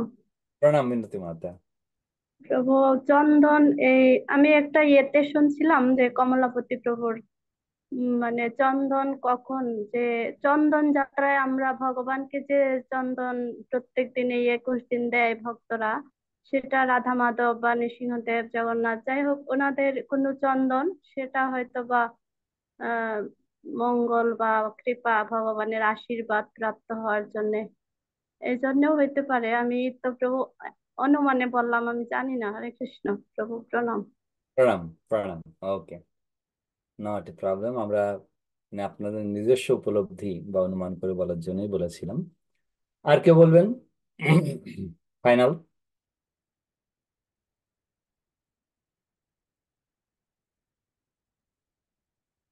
হরে কৃষ্ণ প্রভু, এটা তো মনে হয় সুগন্ধি ব্যবহার করে, সুগন্ধি ভগবানের সেবায় যে ফুল তুলসী আমরা দেই। হুম। হরে ওকে, কৃষ্ণ। ধন্যবাদ। হরে কৃষ্ণ, ধন্যবাদ হ্যাঁ, প্রভু। বলুন। আমার ওই অনুভূতি এটাই যে শীতল রাখার জন্য আমার মনে হয় এটাই অনুভূতি। হরে কৃষ্ণ। হরে কৃষ্ণ। আর এনিওয়ান এলস? হরে কৃষ্ণ প্রভু, দণ্ডবত প্রণাম। হ্যাঁ, ধন্যবাদ প্রভু, বলুন। আমার মনে হয় চন্দন দেয়া হয় তার একটি মাত্র কারণ, আমার এটা ধারণা হুম। যে ভগবত প্রেম জাগ্রত হয়। ভগবত প্রেম জাগ্রত মানে চন্দনের স্পর্শে ভগবত প্রেম জাগ্রত হওয়া। ওকে, সুন্দর। আর হরে কৃষ্ণ বাবু, ধন্যবাদ বলুন না। প্রণাম। প্রথমত যেটা বললেন যে শরীর শীতল করার জন্য ঠিক আছে একটা, আর যে মানে কোন শুভ কাজের জন্য যেটা শ্যামলবাবু বললেন যে হলুদ চন্দন এগুলো দিয়ে যখন যখন কিছু করা হয় তখন আগে শুভ কর্ম কাটা মানে করার ক্ষেত্রে আগে চন্দন দেয়া, আমার এটা মনে হয় উপলব্ধিটা এরকম। Excuse me. ইয়েস। তো খুব সুন্দর, আমরা অনেকগুলো পয়েন্ট শুনলাম, অনেকগুলো পয়েন্ট শুনলাম। তো একটা পয়েন্ট তো সবাই সঠিকই বলেছেন যে হ্যাঁ, চন্দন অ্যাকচুয়ালি আমাদের শরীরকে ঠান্ডা রাখে। এবং যে সুন্দরভাবে মাতাজি কানেক্ট করেছিলেন প্রথমে আমাদের মাধবেন্দ্র পুরী এবং চন্দন যাত্রা সঙ্গে নিয়ে, অ্যাবসলিউটলি ট্রু। এই প্রচন্ড গরমে আপনারা একদম ফ্রেশ চন্দন বেটে আপনার মস্তকেতে রাখবেন, কেননা মাথা যদি ঠান্ডা থাকে তো পুরো শরীর ঠান্ডা প্রাপ্ত হয়, তার জন্য মস্তকে ধারণ করা হয় শরীরকে ঠান্ডা রাখা। আর দ্বিতীয়ত ভগবান বিষ্ণুর সেবা, ভগবান বিষ্ণুর সঙ্গে সংযোজিত যে সমস্ত সেবা, সে সমস্ত সেবা করার প্রারম্ভে আমরা মস্তকে যে চন্দন ধারণ করি, যেটি শ্যামল প্রভু বললেন এবং শ্যামাকান্ত মাতা বললেন, মঙ্গল সূচক, মঙ্গল সূচক যে চিহ্ন, সেটিও কিন্তু অ্যাকচুয়ালি এই মঙ্গল সূচক চিহ্ন, যেটি প্রমাণ করে। তো এই হচ্ছে দুটো চন্দনের বিশেষে। চৈতন্য মহাপ্রভু সকলকে চন্দন পরাচ্ছেন এবং প্রত্যেকের হাতে হাতে কি করলেন মহাপ্রভু, তিনি একটা করে মার্জনী দিলেন। অর্থাৎ চৈতন্য মহাপ্রভু মার্জনী দেওয়ার পরে তিনি প্রথমে সকলকে একসঙ্গে করে চললেন গুন্ডিচা মন্দিরে। এবং সেখানে গিয়ে কি করলেন না, প্রথমে যে সমস্ত ব্রুম ছিল, ব্রুম মানে ঝাড়ু, মানে মার্জনী, সমস্ত দ্রব্যকে তিনি ক্লিন করেন, অর্থাৎ পরিশোধিত করেন। আচ্ছা, দ্রব্য পরিশোধন করার মন্ত্র কি? আপনারা তো জানেন, শিখেছেন, মন্ত্রটা বলুন।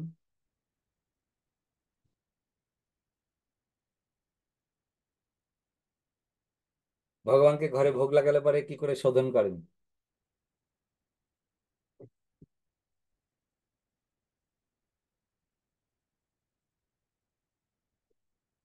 এনিওয়ান? সে কি অপরাধ শোধন মন্ত্র?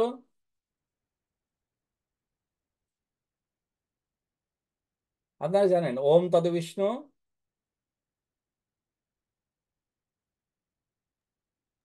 তদবিষ্ণু পরমং পদং হুম তারপরে সদা পশ্যন্তি সুরায় সদা দেবী বাচু পশ্যন্তি শিবায় বিরচক্ষুরা। পুণ্ডরীকাক্ষ সবাজ্যাভ্যন্তরে সূচি। তোমাদের সূচি হচ্ছে পরিশোধিতা সূচি একই। শুদ্ধিকরণে তো আপনি সেটি করবেন, একটু জল নিয়ে ছিটিয়ে দিলেন দ্রব্যের উপরে, দ্রব্যের উপরে ছিটিয়ে দিয়ে তারপরে গিয়ে আপনি সেই দ্রব্যকে স্পর্শ করে আপনি সেই মন্ত্র বললেন, শুদ্ধিকরণ মন্ত্রের ওইটি আপনি বললেন।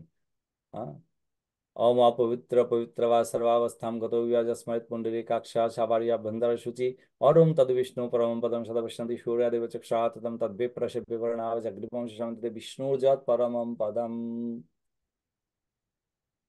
বলে পরিশোধন করতে হবে। তো মহাপ্রভু সমস্ত মার্জনী নিয়ে তিনি পরিশোধন করলেন এবং পরিশোধন করে এবার তারা সেবা কার্যে লিপ্ত হলেন। ভিতর মন্দির উপর সকলে মাজিলাম, সিংহাসন মাজি পুনঃ স্থাপন করিলাম। ছোট বড় মন্দির কইল মার্জন শোধন, পাছে তৈছে শোধিল শ্রী জগমোহন। তো গুন্ডিচা মন্দিরে চৈতন্য মহাপ্রভু এবং তার ভক্তদেরকে নিয়ে তিনি কি করলেন না, সর্বপ্রথম মন্দিরের ভেতরে এবং উপরে সব জায়গাতে তিনি ঘষে ঘষে পরিষ্কার করলেন এবং তারপরে সিংহাসন যেখানে ভগবান বসেন সেটিকে পরিষ্কার করে, সেটিকে তুলে সেই স্থানকে পরিষ্কার করে পুনরায় সেখানে বসেছেন ভগবান বসবেন এবং পুনঃস্থাপন করিল। অর্থাৎ তিনি কি করলেন, তিনি ওই সিংহাসনকে ধোয়ার পরে আবার পুনরায় সেখানে স্থাপনা করলেন। ছোট বড় মন্দির কইল মার্জন শোধন, পাছে তৈছে শোধিল শ্রীজগমোহন। গুন্ডিচাতে যদি যান আপনি দেখবেন ভেতরে অনেক ছোট ছোট ছোট ছোট সেকশন আছে মন্দিরের মতো। তো সেই সমস্ত জায়গাগুলোকেও তারা কি করলেন না, পরিষ্কার করলেন এবং পরিষ্কার করার পরে লাস্টে গিয়ে তিনি পরিষ্কার করলেন কোথায় না, তিনি পরিষ্কার করলেন একদম যে স্থানে ভগবান এসে উপবেশন করবেন সেই স্থানটি, শ্রীজগমোহন। আচ্ছা, তো কার এক্সপিরিয়েন্স আছে মন্দিরেতে গুন্ডিচা মার্জনে সেবা সুযোগ লাভ করার বা সেবা করেছেন, অদ্যপিও করবেন?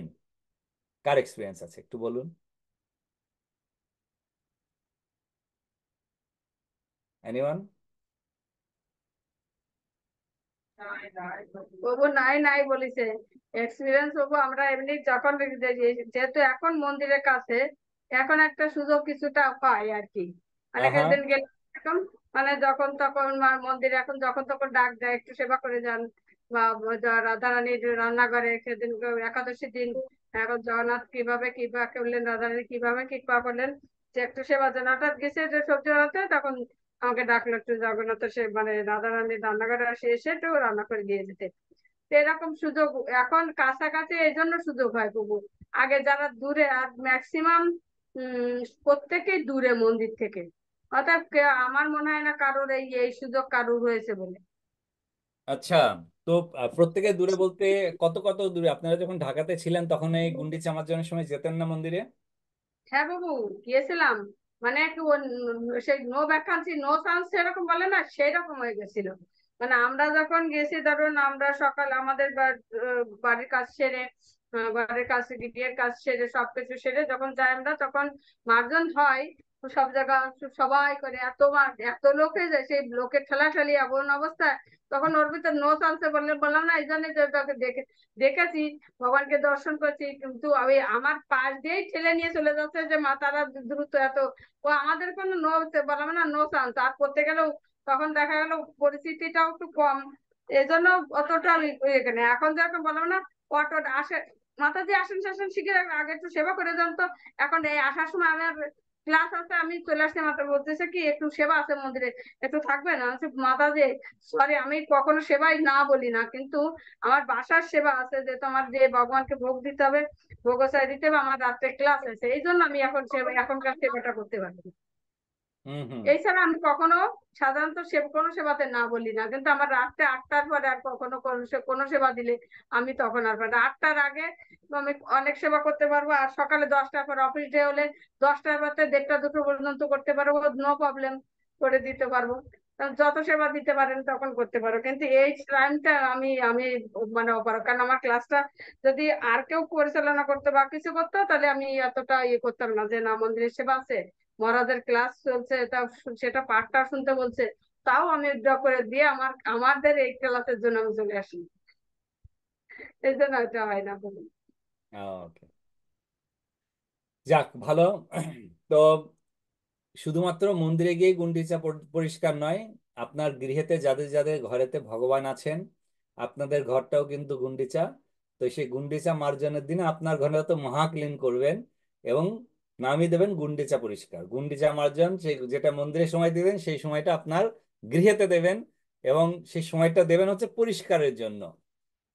এবং সেই রকম ভাবে মার্জন করবেন, যেটা খুবই গুরুত্বপূর্ণ।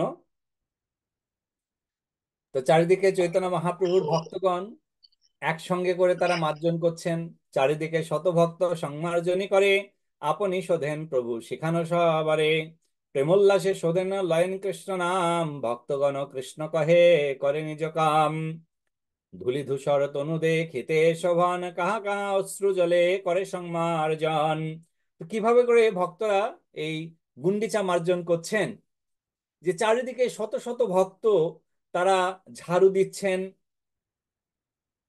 এবং সেই সঙ্গে সঙ্গে মহাপ্রভু কি করছেন না, মহাপ্রভু তিনিও তার এরিয়াতে পরিষ্কার করছেন, এবং পরিষ্কার করে তিনি একদম নিখুঁত পরিষ্কার করছেন অ্যাজ এ এক্সাম্পলারি, এবং সকলকে শিক্ষা প্রদান করছেন।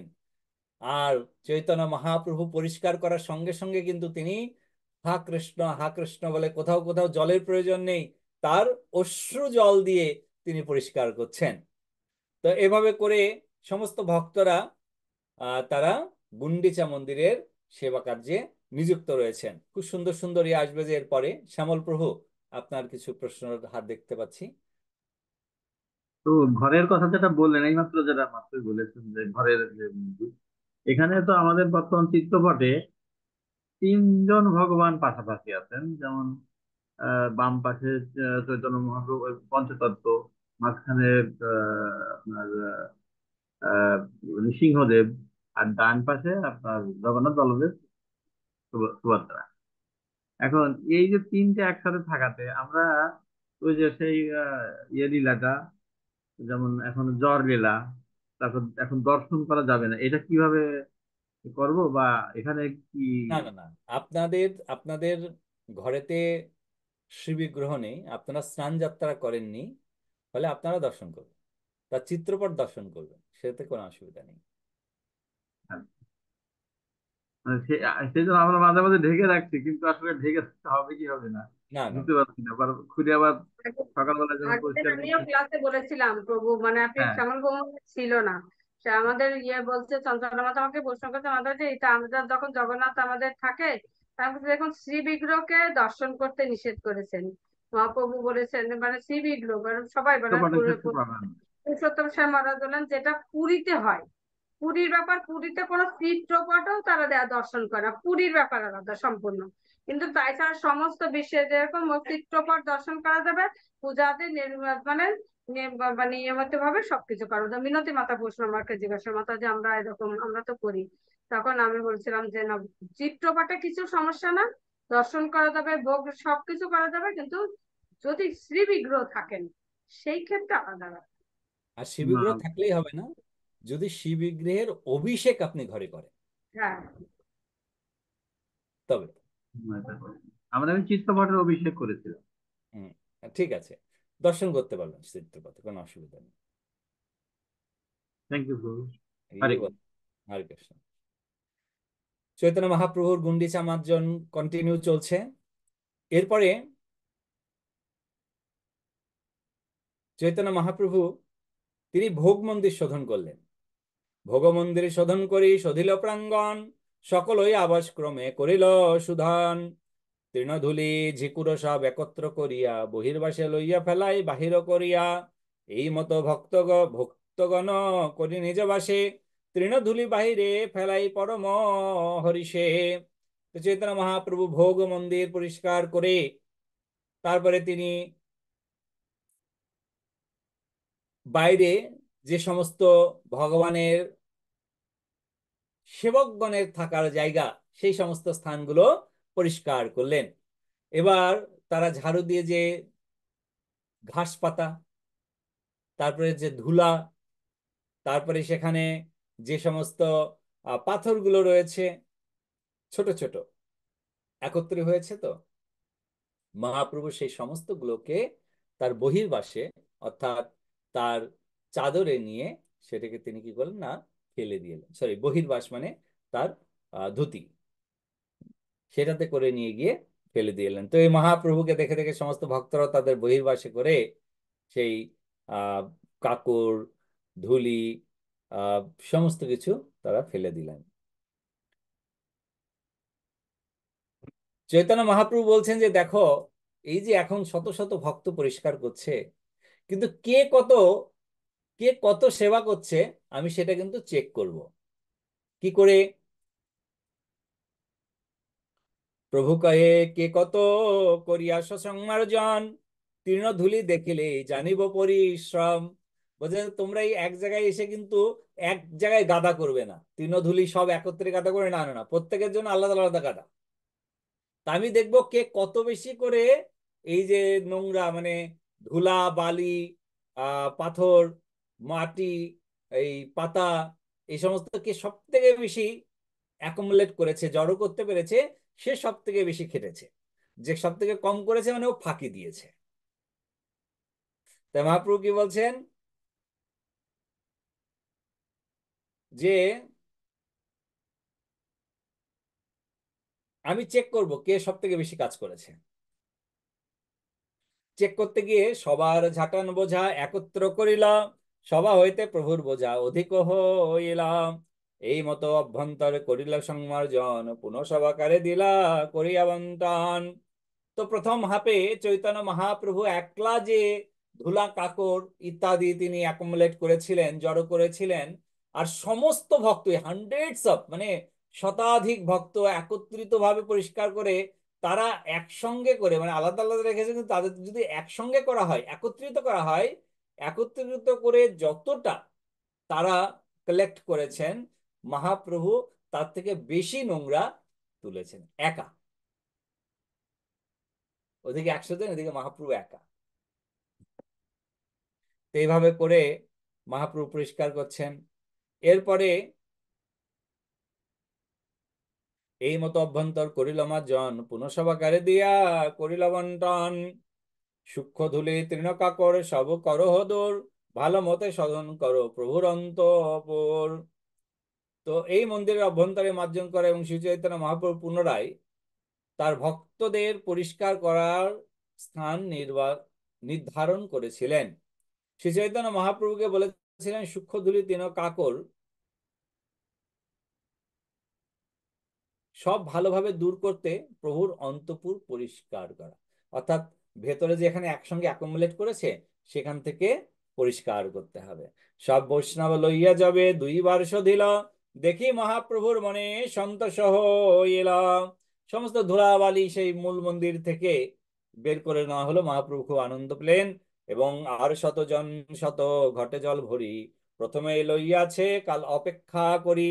এদিকে তো আরেকটা গ্রুপ জল নিয়ে দাঁড়িয়ে আছে, জল নিয়ে পুরো লাইন দিয়ে দাঁড়িয়ে আছে, যে কখন মহাপ্রভু বলবে যে জল আনো জল আনো। আরো জল আনো বলি যাবে, মহাপ্রভু কহিলা তবে শত ঘট আনি প্রভু আগে দিলা।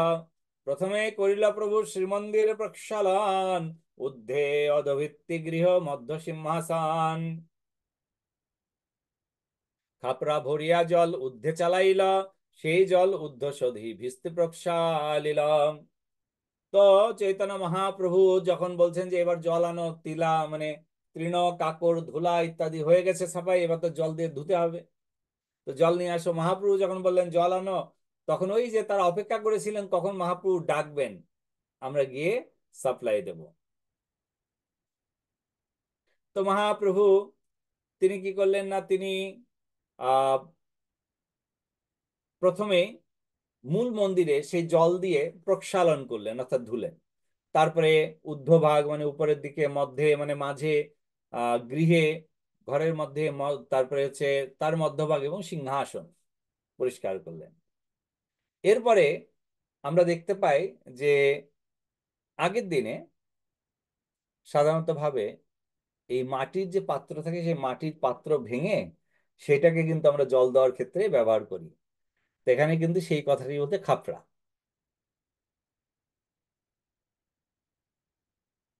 শ্রীহস্তে করেন, ওকে এটা তো হয়ে গেছে।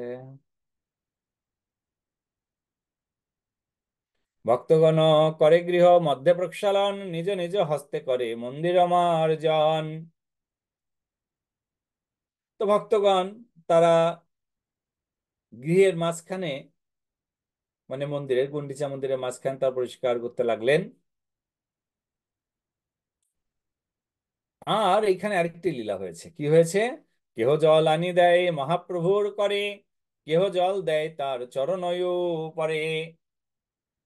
তো মহাপ্রভুর এই যে সুন্দর সুযোগ, এই সুযোগটি কি কেউ হারাতে চায়? মহাপ্রভু এত সুন্দরভাবে পরিষ্কার করছে, সঙ্গে এক ভক্ত বলছে এই সুযোগ তার হারানো যাবে না। তিনি কি করেছেন না, তিনি গিয়ে যে জল তিনি আনছিলেন সেই জল নিয়ে এসে মহাপ্রভুর হাতে এবং মহাপ্রভুর পায়ে ঢেলে দিয়েছেন। কেহ লুকাইয়া সেই জল পান, কেহ মাগি লয় কেহ অন্য করে দান।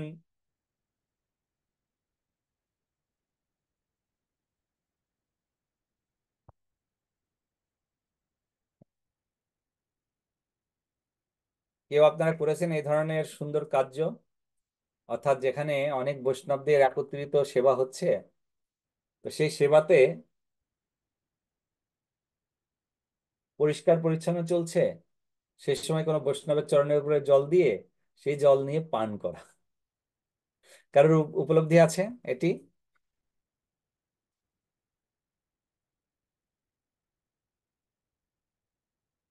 Anyone have that experience?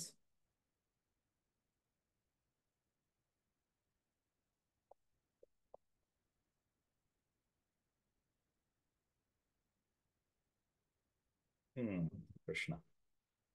তো মহাপ্রভু যখন সেই পরিষ্কার করছেন, তো একজন ভক্ত কি করেছেন,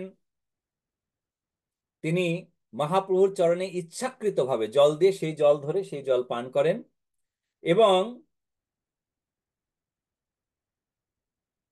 সেই জল নিয়ে তিনি আবার অপরদেরকে প্রদান করছেন যে মহাপ্রভুর পাদধৌত জল।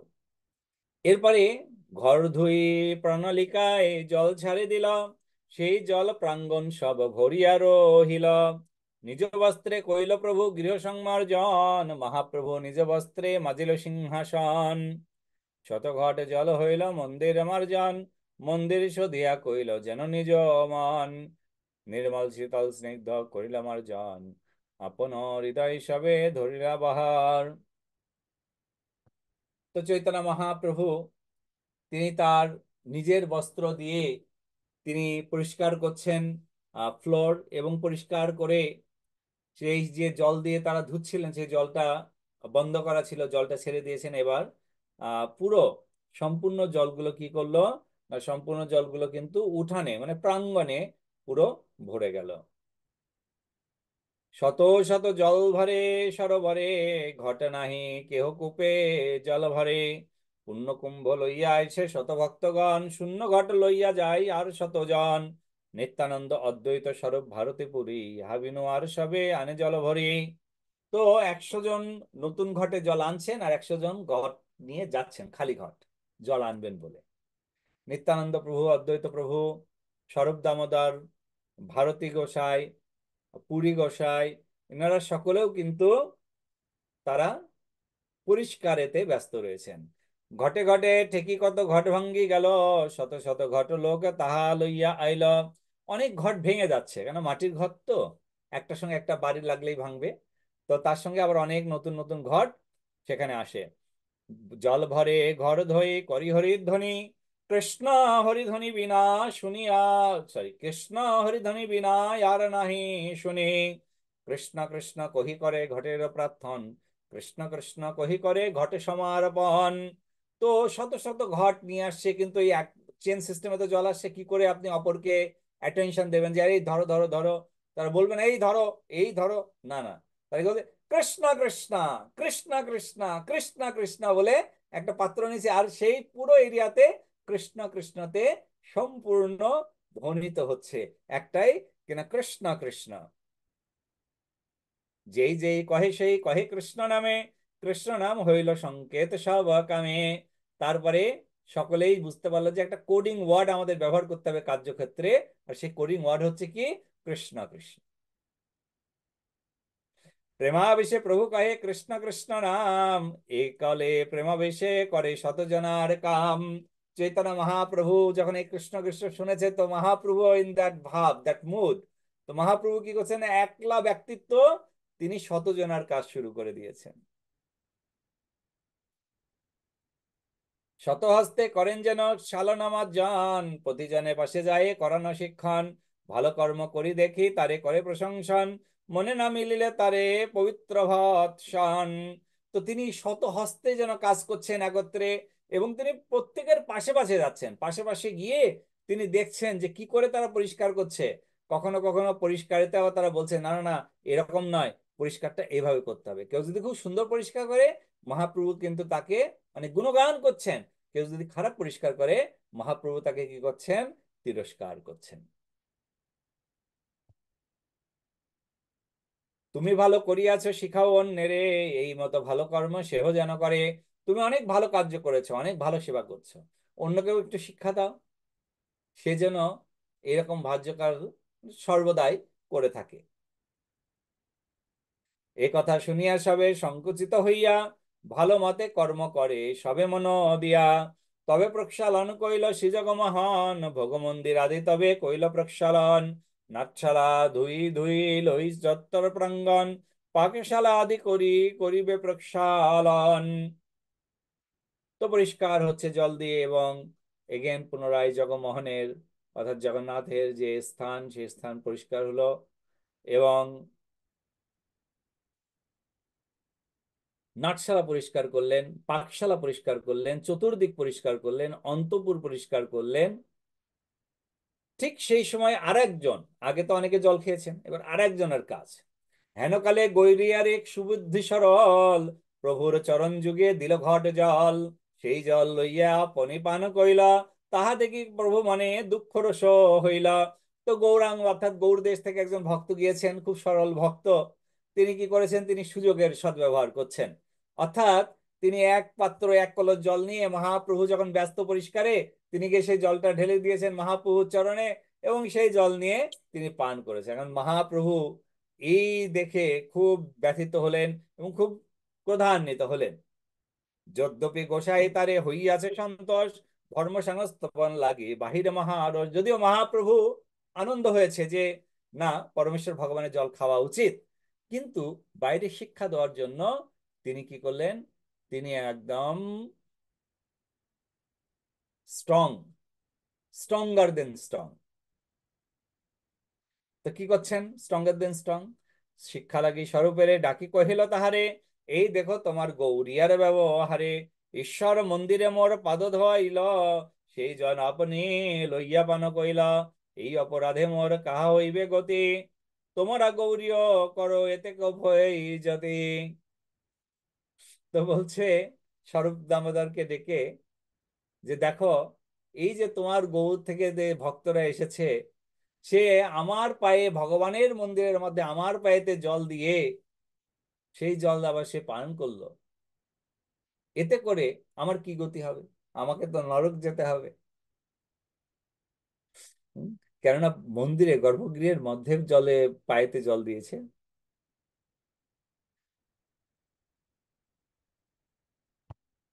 স্বরূপ দামোদর কি বলছেন, তবে স্বরূপ গোসাই তারে ঘাড়ে হাত দিয়া, ঢাকা মারি পুরীর বাহির এলেন লাখি রইয়া, পুনঃ আসি প্রভু পায়ে করিল বিনয়, অজ্ঞ অপরাধ ক্ষমা করিতে যাও। তো স্বরূপ দামোদর তিনি কি করলেন, তিনি সেই ভক্তকে, তিনি জানেন যে সে ভক্ত কোনো ভুল করেননি, তথাপিও শিক্ষা হেতুতে তাকে ঘাড়ে হাত দিয়ে সেখান থেকে বের করে দিলেন এবং তাকে বললেন যে তুমি এই শঙ্খক্ষেত্র থেকে দূরে অবস্থান করবে। পুনঃ আসি প্রভু পাই করিল বিনয়, অজ্ঞ অপরাধে ক্ষমা করিতে যাই, এবং ঘুরে এসে বললেন যে সে অজ্ঞ অপরাধী, তাকে যেন ক্ষমা করে দেন। আচ্ছা, কোনো প্রশ্ন এ পর্যন্ত? হ্যাঁ, 12টা।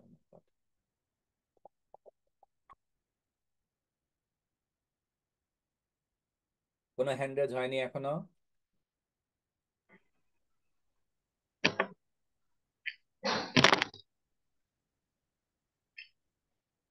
Hand rise. Direct hand rise. হ্যাঁ বলুন, প্রশ্ন বলুন সোমনাথ বাবু। হ্যাঁ, হরে কৃষ্ণ, দণ্ডবত প্রণাম প্রভু। প্রণাম প্রভু। রাজা প্রতাপ রুদ্র তিনি রাজা হলেও আমার মনে হয় মহাপ্রভুর প্রতি তার যথেষ্ট ভক্তি ছিল। তার কৃপা পাওয়ার জন্যে তিনি চেষ্টা করেছেন, সাক্ষাৎ করার জন্য চেষ্টা করেছেন, কিন্তু মহাপ্রভু জানতেন, স্বয়ং মহাপ্রভু জানতেন, যেহেতু তিনি সর্বজ্ঞ, জানতেন যে রাজা হয়েও তিনি রাজবেশ পরিত্যাগ করেও, ঐশ্বর্য পরিত্যাগ করেও তিনি আমার কৃপা পাওয়ার জন্য, আমার সঙ্গে সাক্ষাৎ করার জন্য তিনি আসবেন। কিন্তু মহাপ্রভু সবকিছু জেনেও তার পার্শ্বদগণ এবং ভক্তগণকে বলেছিলেন কেন, যে যে তোমরা যদি কেউ আবার পুনরায় আমাকে বলো এই তার কৃপা পাওয়ার জন্য বা তার সঙ্গে সাক্ষাৎ করার জন্য, তাহলে আমি এই পুরী ধাম ছেড়ে চলে যাব।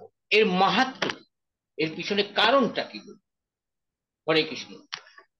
ধন্যবাদ প্রভু। তো আমরা পূর্বে আলোচনা করেছিলাম যে মহাপ্রভু তিনি যা কিছু করছেন শিক্ষা প্রদান করার জন্য, অর্থাৎ সন্ন্যাস আশ্রমের কি কর্তব্য কর্ম, সেই কর্তব্য কর্ম শিক্ষা প্রদান করার জন্য চৈতন্য মহাপ্রভু সে এক করছিলেন। তো সন্ন্যাসীর রাজ দর্শন করা নিষিদ্ধ। যদিও চৈতন্য মহাপ্রভু প্রতাপরুদ্র সম্বন্ধে জানতেন আর তার সেবা সম্বন্ধে তিনি জানতেন, কিন্তু যেহেতু সন্ন্যাস আশ্রমের বিধিতে রয়েছে যে তাকে, রাজাকে, বিষয়ীকে দর্শন করা সন্ন্যাস আশ্রমের জন্য ক্ষতিকারক, তো মহাপ্রভু সেই প্রথাকে ব্রেক করতে চাননি। সেই শিক্ষা তিনি দিয়েছেন যে কোনো পরিস্থিতিতে আমরা যেন শিক্ষা ব্রেক না করি, নাম্বার 1।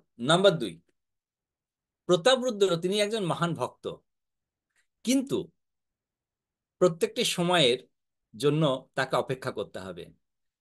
সেই সময়ে প্রতাপরুদ্রের রাজ্য পরিচালনার জন্য তাকে স্ট্রং থাকার খুব প্রয়োজন ছিল, যার ফলে চৈতন্য মহাপ্রভু কিন্তু তার বেশ কিছুদিন পরে গিয়ে চৈতন্য মহাপ্রভু তাকে দর্শন দিলেন, যখন দেখলেন যে না, তার রাজকার্য অলমোস্ট সবকিছু সুন্দর এবং স্মুথলি চলছে, এখন এই রাজ্যটি স্মুথলি চলতে পারবে। এই হচ্ছে দুটি কারণে চৈতন্য মহাপ্রভু এলান দিয়েছিলেন যে না, তোমরা যদি বলো তাহলে কিন্তু আমি বৃন্দাবন চলে যাব, পুরী ছেড়ে। ওকে, হরে কৃষ্ণ প্রভু। হরে কৃষ্ণ। শ্যামল প্রভু। তো হরে কৃষ্ণ, ধন্যবাদ। ধন্যবাদ। তো আর এখন ওই যে এইমাত্র জগন্নাথ দেবের রথযাত্রা উপলক্ষে আমাদের বাসায় এখন এই মুহূর্তে আসতেছেন আর কি একজন ব্রহ্মচারী, এই যে পরীক্ষিত হয়তো চিনে এলাম। তো তার আগে আমি একটা প্রশ্ন করি, মানে আসলে উনি এখানে বসাই দেবো আপনার সামনে, যদি প্রশ্নটা করতে করতে উনি এসে পড়েন। আহা, তো এই আমার ছোট্ট প্রশ্নটা হলো প্রভু, গুন্ডিচা মাহাত্ম্য কি? গুন্ডিচা কেন মার্জন করা হলো? আগে মহাপ্রভু নিজে হাতে মার্জন করলেন এবং তখন থেকে এখন সেটা আছে, আর সেই মাহাত্ম্যটা কি? সমস্ত খানে কি এই গুন্ডিচা, হয়তো কিছুক্ষণ আগে আপনি বলেছেন যে হয়তো উনি রাজার কোন রানী হবেন না, এরকম নাকি? রানীর বাড়ি, এটা কি মাহাত্ম্য? কেন এখানে এরকম মার্জন করতে গেলেন মহাপ্রভু? হরে কৃষ্ণ। হরে কৃষ্ণ। সারা দেশের রামায়ণ শুনে যদি কোন সীতা কাট মা তাহলে যদি কি শুনলেন তাহলে এমনি। আর না না, এটা এটা তো এটা এটা পুরী স্বাভাবিক মন্দির মাতা। থেকে 2 কিলোমিটার দূরে, হ্যাঁ, এটা আমি এখানে ওকে স্বাভাবিক। নিয়ে না আসলাম। প্রভু, আপনার প্রশ্নটার ভ্যালিড আছে, খুব ভালো প্রশ্ন আপনি করেছেন ঠিক শ্যামল প্রভু। আছে। মানে তো আমি না, এটা অন্য কেউ করলে সেটা মানে হতো। শ্যামল বাবুর কাছ থেকে আমি আমি আমি আশা করি অন্য কেউ হলো। ঠিক আছে, শ্যামল বাবু এমনিতে ওর সবকিছু জানেন, তারপর আমি শ্যামল বাবু এরকম প্রশ্নটা অবাক না, কাণ্ড। অ্যাকচুয়ালি শ্যামল প্রভু প্রশ্নটি করছে, অন্য কেউ করছে না তো, তাই শ্যামল প্রভু এই প্রশ্নটি অন্যদের হয়ে করছে, যাতে অন্যরা এই প্রশ্নের উত্তর প্রাপ্ত হয়। এটা অনেকের মনেই প্রশ্ন আছে যে 2 কিলোমিটার দূরে জগন্নাথ পুরী থেকে তার কি মাহাত্ম্য, যে মহাপ্রভু তার চোখের জল দিয়ে, এত বহির্বাস দিয়ে এত করে পরিষ্কার করছে, কারণ কি? খুব সুন্দর প্রশ্ন শ্যামল প্রভু, ধন্যবাদ আপনাকে।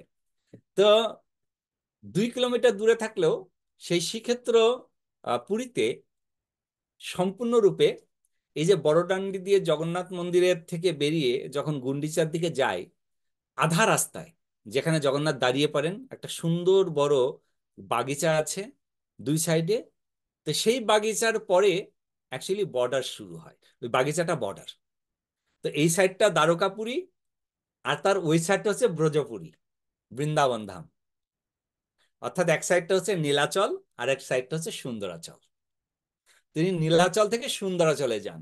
মহাপ্রভু যখন গুন্ডিচাতে প্রবেশ করলেন, গুন্ডিচা দেবী তো রাজার পত্নী, সেখানে তো মাসির বাড়িতে মহাপ্রভু আসছেন, কিন্তু মহাপ্রভু ওখানে পরিষ্কার করছেন মুড অফ শ্রীমতী রাধারানী, যে আমার প্রাণনাথ এখানে আসবেন, আমার প্রাণনাথ আসবেন। তো সেই ঘরটি আমাকে কি করে পরিষ্কার করতে হবে, সেইভাবে তিনি ক্রন্দন করে করে, আহা, এই জায়গাতে আমার প্রাণনাথের পা পড়বে। তার ফলে তিনি মানে ঘষে যাচ্ছেন, ঘষে যাচ্ছেন, ঘষে যাচ্ছেন। আপনি দেখবেন কিছু কিছু লোক আছে যারা শুচিবাই থাকে, কিছু কিছু লোক আছে পরিষ্কার পরিচ্ছন্নতা তাদের একদম এর মধ্যে থাকে।